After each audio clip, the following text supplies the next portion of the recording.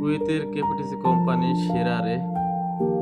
সিরারে এ কথা এজন্যই বললাম, মহান আল্লাহ পাকের ইচ্ছায় আমি বিশ্বের কয়েকটা রাষ্ট্রে আমাকে আল্লাহ পাক নেওয়ার বা যাওয়ার তৌফিক দান করেছে এবং আমি গিয়েছি।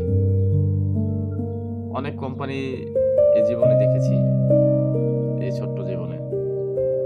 তো কুয়েতে যে কোম্পানিতে আমি আছি, আলহামদুলিল্লাহ, এত ভালো কোম্পানি আপনার কুয়েতে আর হয়তোবা আর দ্বিতীয়টা নাই। হয়তোবা বেতন একটু কম, কিন্তু সুযোগ সুবিধা আলহামদুলিল্লাহ যারা আছে তারাই জানে, দূর থেকে আরেকজন জানবে না। আমরা আছি, আমরা জানি। এত ভালো কোম্পানি আপনার পৃথিবীতে আর আছে কিনা আমার জানা নাই। অনেকে বলবে কোম্পানির দালালি করি, না, কোম্পানির দালালি করি না ভাই।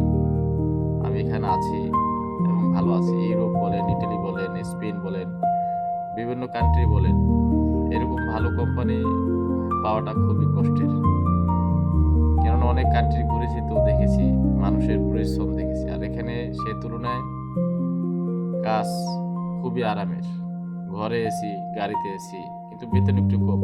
এখানে আমাদের রোড বাসে কিন্তু আলহামদুলিল্লাহ অনেক ইনকাম, আপনার 70-80 হাজার টাকার মতো সেভ করা যায়। অনেকে করে।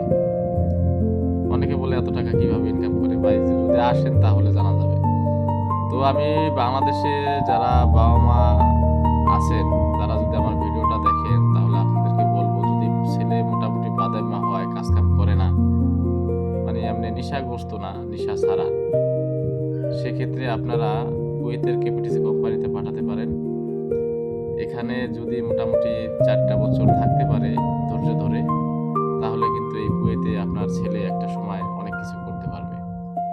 এটা আমি আপনাকে অনায়াসে বলে দিতে পারি। কেননা আমাদের কোম্পানিতে যারা আসছে, দেখছি অল্প বয়সের কিছু পোলাপান আসছে, যারা বিয়ে শাদী করে নাই, তাদের সময় কিন্তু কেটে যাচ্ছে।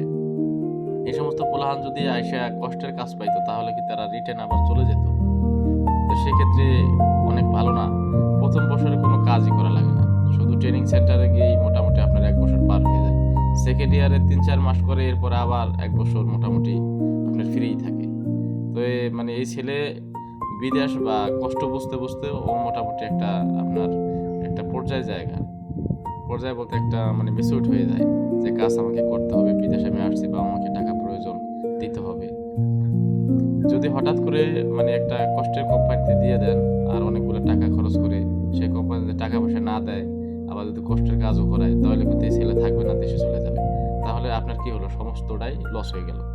আর যদি দেখা যায় আপনার এই কুয়েতের কেপিটিসি কোম্পানিতে ছেলে পাঠান, তাহলে কি হবে? দেখা যায় আপনার টাকা পয়সা দিবে, কম বেশি যাই দেও, কিন্তু ও মোটামুটি বিদেশটা বুঝবে। যখন বিদেশ বোঝা হয়ে যাবে, তখন ওর কোম্পানির কন্ট্রাক্টও শেষ হয়ে যাবে। তখন অন্য একটা কোম্পানিতে গেলে মোটামুটি ভালো টাকা স্যালারি হবে। তাই বলবো, যদি বিদেশ পাঠাতেই হয়, সৌদি আরব বা অন্যান্য রাষ্ট্রে না পাঠাইয়া কুয়েতে পাঠান। বেতন অল্প হবে, প্রতি মাসে বেতন পেয়ে যাবে। আর এত সুযোগ সুবিধা যে এই কোম্পানিতে কাজ করে তারাই শুধু জানে, আর কেউ এটা বুঝবে না। বেতন একটু কম, কিন্তু শান্তির অভাব নাই। তাই বলবো, তোরা লাগি থাক কেপিটিসি কোম্পানি সিরারে।